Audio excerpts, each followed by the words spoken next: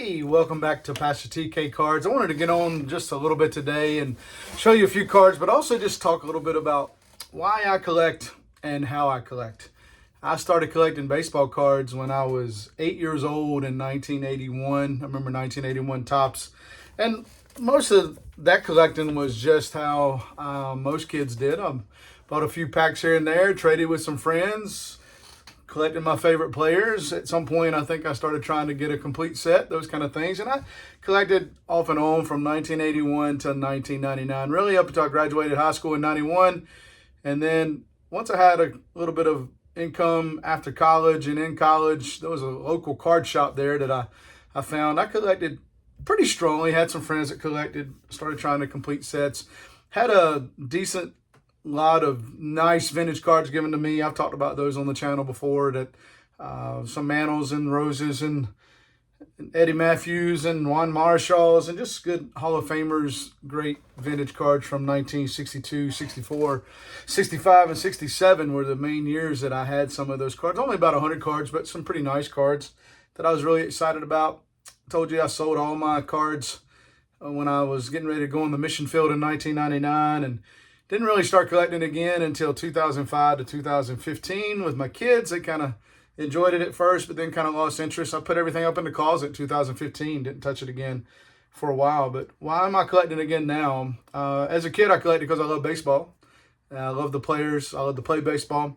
As I got older, I just really enjoyed the game and watching the game, and baseball cards are just nostalgic and connected me to the game and the history of the game and the stats. I enjoyed that. Now as an adult, as a grown man, there is that nostalgia for sure. I enjoy collecting. I still really enjoy the game of baseball. One reason I collect is I can still enjoy baseball when my team's lost 9 games in a row. The Phillies are stinking right now, but I'm still enjoying baseball, paying attention, putting my sets together, those kind of things. Why I collect. Just love the game, love the history, enjoy the cards.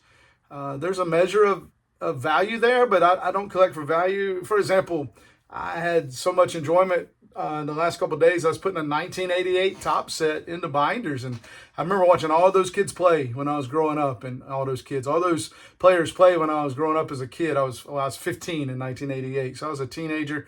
But remember seeing all those players playing, and I really kind of like the look of the set, and I love seeing the different cards of all the players. As I put them into binders, I'm reminded of all those great players that I watched growing up and what I enjoyed of baseball. The value is little to nothing. I mean, that set's probably a $15 set, $30 in the binders and pages. And that's me losing money on the binders and pages probably. But I just enjoyed it. I enjoyed it. And then I was thinking, I'm 15 years old when that set came out, when those players were playing, and how I enjoyed that then and I enjoy that now. There's just value there of enjoyment. But then I thought, a lot of you follow that, I'm working on the 1964 Topps set.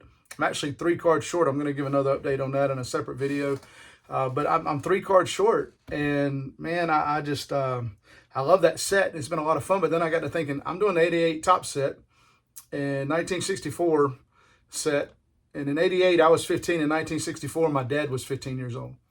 And I'm curious. I'm going to take that set to when I go to visit my mom and dad this summer and just see how much he enjoys seeing the players from when he was 15 years old on their Topps baseball card set. I think that'll be fun. And so I enjoy collecting. I enjoy the nostalgia. I really enjoy the community. And so I'd love to hear, why do you collect? Why are you still in baseball cards? You're a grown man, a grown woman.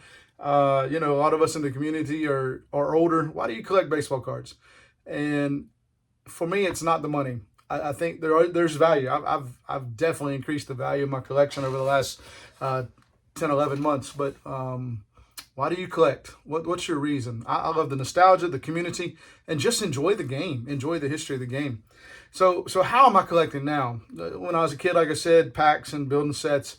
In college, I was able to see for the first time in my life a real baseball card shop. We didn't have a shop anywhere close to where I lived as a kid, but in college there was one in the town where I went to college, or the town next over, 5 miles away, and I just thought it was incredible to go in there and see all those cards. That was fun. And then I had a few friends that collected, so that was a fun part of the hobby as a teenager, college student. Again, in 99, I put everything aside, didn't own a card again until 2005. And then our first kid was born in 2005, our daughter. And I was just excited about, I don't know why, I decided to start putting together the set every year. And so I would buy cases of the flagship product. Then I got to the place where I was buying cases of almost every Topps Bowman product. And I would build the set, sell everything I didn't want, and then make money. I was actually making a decent amount of profit on each of those cases. If I bought cases, I rarely didn't make at least a little bit of money, and I just put that back in the hobby, and really enjoyed that. I really enjoyed opening product. And then in 15, the kids were getting bigger. They were playing sports of their own. They weren't really interested in it, so I just kind of put it aside. And then when I picked it back up last May, I was looking through some stuff to just kind of remember exactly when I started collecting again. I saw an episode of Chasing Cardboard, and I was excited about cards. I enjoyed that episode. It was neat. So I had moved a bunch of cards when we moved to Louisiana with us, and they had all been up in the top of the closet, and I just started pulling those down and just seeing what sets I had and what cards I had. And it'd been 10 years, and so some of those base cards or some of those inserts or some of the things I had that I had collected so heavy from '05 to 15, some of those were worth a decent amount. And so I kept my sets, but I just began selling on eBay. This is how I collect. I began selling stuff, and then I began buying stuff. And I thought, okay, well, I'll go back to buying cases and building sets and selling the extra, make some money. And then I saw what the box prices were, and I said, nope, I'm not going to be able to go back to buying cases or selling stuff. I didn't think, but so I just started. I bought a couple jumbos of that current year, 2025, built that set. Then I started just watching some YouTube content, and man, right away, I enjoy opening product. I enjoy that, and I'll buy some sometimes, but it's certainly a different world now. But I've always enjoyed it. Every time I've collected, set building has been one of my primary goals. And so how am I collecting now? I'm building sets. I'm focusing on building sets. I'm going to open some product. I'll open flagship product every year. I opened a case of 2026 Series 1. I made a little bit of money. I got my set, got some nice Philly stuff. Still have some cards that I'm sorting through. I probably made a couple $100 on that case of jumbos. I made money on my 2025 Topps Update case. I made money on my 2025 Topps Heritage case. There's just certain products that I can find. I used to break everything. Now I just break things that I only open product of things I'm building a set. And then since August 1 of last year, I've done over $12,000 in eBay sales on my eBay channel. That's how I'm funding everything. And when the money gets low, my buying slows down and my selling goes up. I'm keeping my sets. I'm keeping the Philly stuff I like, a little bit of some other things that I like. I'm trying to rebuild some of those vintage cards I had as a kid that I sold when I went off to seminary. But I'm building sets. And this week I built. I didn't build. I finished the 1980 set. I put the 1981 set into binders. I bought a 1982 set and put it in binders. I already had the Ripken, so I just bought the set, put that into binders, and finished the 1983 Topps set. I needed 5 cards from when I had collected in '05 to 15. I had built that set, and I needed 5 cards. Not the Sandberg, not the Gwynn, not the Boggs. I had those already. I actually bought those in slabs, and I had those raw. So I finished that set. And so I'm a set builder. I love building sets, and that's what I'm going to focus on. I can't focus on everything, but I'm going to build every set from 1973 on. And I messed myself up and started building that 64 set, so I'm going to make that my starting point. But each year I'll add a 60 set. Next year I'm probably going to do the 65 Topps set. Man, I love this hobby. I enjoy the hobby. I'm always going to buy and sell just to keep funding that. I can't afford to spend this kind of money without selling some stuff. I still have 600 some items on eBay. I've probably got another 3,000 items to list. I can fund that. I will open some product and sell some things out of that. I'm not counting on that. If that can break even or just pay some of the costs of being able to open some product, that's fine. I'm not imagining that I'm going to make much money there, but I'm just not going to spend more than I've got coming in. I've got a Capital One checking account that's got a couple $100 in it right now. And everything I buy on eBay or from Topps or at the store, I put on the Capital One credit card, and I keep that checking account a little higher than the balance on the credit card, and that's how I'm collecting. But my focus is sets, and then I'm trying to do a Mike Schmidt Topps run, a Pete Rose Topps run. I'll do some players like that, my favorite player, my favorite teams. But my primary focus is going to be building the top sets from my lifetime, and then I'm going to keep working my way back, and I'm going to keep working my way forward, and that just brings me a lot of enjoyment. You can see my shelf behind me is coming together. I'm getting those things together, and man, I'm having a blast. There's nostalgia there. There's connection to the game. I'm interested to see how my dad responds to that 64 set that would have come out when he was 15 years old and playing ball in high school and that kind of thing. And the community. Those are my reasons. It's just a hobby. It's a lot of fun. I can do it in a way that it's not costing my family any of our income. It's just the main investment I make into it is the time. And so just making sure I balance that. But I enjoy the game and the history that cards connect you to that game, and then just the fun aspect of just spending that time. It's not about the money. It's not about the value as much. Like I said, 1988 Topps, I had a blast. I love that set. It was fun putting that in binders. I'm going to go back here in a moment and just slowly flip through it again and just think about those players and look at some of the stat lines and just enjoy that.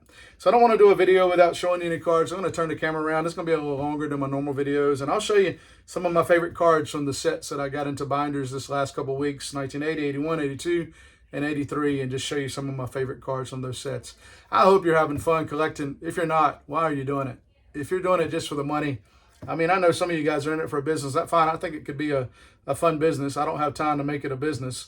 But why do you collect, and how do you collect? What's most important to you? I'd love to hear it in the comments, and any questions you have about anything I said, or I'd love to hear some of your story of why you collect. Thanks for watching. I'm going to show you some cards and show you my favorites from those sets. So like I said, set building is one of my most favorite parts of the hobby. It's where I have the most fun, but I do enjoy building the sets, but then getting some of my favorite cards in slabs. I never owned a graded card until about 10 months ago, and so these are some I've picked up in the last few months, and they coincide with the sets that I've put in binders in the last couple of weeks, 1980, 81, 82, 83. So I just wanted to show you some of my favorites. Working on the Mike Schmidt run, so I picked that up in a PSA 8. Also working on the Pete Rose run. Just glad to have that card, but just two of my favorite Phillies players from the time I started watching baseball. Enjoyed that. Of course, the key card from the 1980 set is the Rickey Henderson PSA 6. Those get expensive in the higher grades, so I picked up a copy of that in a PSA 6. First year I ever collected 1981 Topps, and love those hat logos. Remember pulling these cards out of packs. Again, that's another reason you collect, is the nostalgia and the fun of opening packs and building the set. But Pete Rose, again, one of my favorite players, working on his run. And this is a great card. Just brings back a lot of great memories. First started watching baseball, my first ever World Series that I was able to watch as a kid. Decided I was going to root for whichever team won, and I became a Phillies fan after this moment when Tug McGraw got that last out. Just an iconic photo. Wanted to get that card into a slab and part of the collection. 1982, I don't have the Smith yet, but I've picked up the Rose in my run, and so I got that card. And then obviously the best card in 1982 Topps is the Cal Ripken rookie card. I remember when I was a kid, my parents bought a full 36-pack wax box of 1982 Topps, and they used it as a reward for good behavior. So I remember opening those. The most fun I'd had in the hobby up to that point in my life was 1982 Topps. And then 1983, just a great set. I love this set. Figured I had the 82 rookie card of Hall of Famer Cal Ripken. I was going to go ahead and work on his run as I put these sets together, and picked up the 83. That shouldn't be too hard to do. No really incredibly expensive cards other than the 82 Topps traded. I'll get it last probably as I do the Cal Ripken run. One of my the most fun players to watch, and just really loved him. Always loved to see him do well, except in 1983. If you're a Phillies fan, you understand why. I got the Schmidt in the 83. Just like I said, working on that run. Got the Rose in the 83. Just a great card. And then, I don't know, it's probably in the late 80s when you realize, man, there's three incredibly great rookies in the 83 Topps set. And now we know they're all just Hall of Fame players. The Ryne Sandberg card, actually accidentally picked up a PSA 8 and a PSA 7. I was bidding on both of them, put in low bids, got good deals, and so If anybody needs a PSA 7 of the Ryan Sandberg, I'd make a good deal on that one. But just a great player.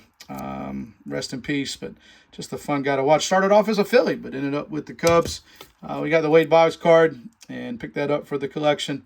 Another Hall of Famer, one of the 3 incredible rookie cards and 83 tops. And then Tony Gwynn, just one of the greatest players of all time. All 3 of those are some of the greatest players of all time. Great hitters, great ambassadors for the game, just good guys, Hall of Famers. And just make the 1983 top set just a pretty cool set to have those 3 iconic Hall of Fame rookie cards in the same set. Hope you enjoyed the video. Thanks for watching. Why do you collect? If you're doing anything that's different than me, I'd love to hear it. Or if you're doing the same thing I'm doing, I'd love to hear it. But man, make sure you're enjoying it. It's a hobby. It ought to be fun. And I'm having a blast, and I hope you are as well. So why do you collect? And how do you collect? How do you fund your hobby? How do you go about doing it? And how has that changed over the years? I'd love to hear your story as well. Comment. If you got any questions for me, I'd love to answer them. Love to communicate with you. Community is one of the big reasons why we do this as well. I know it is for me. And so I'd love to hear from you. Thanks for watching. Hope you enjoyed the cards. Until next time.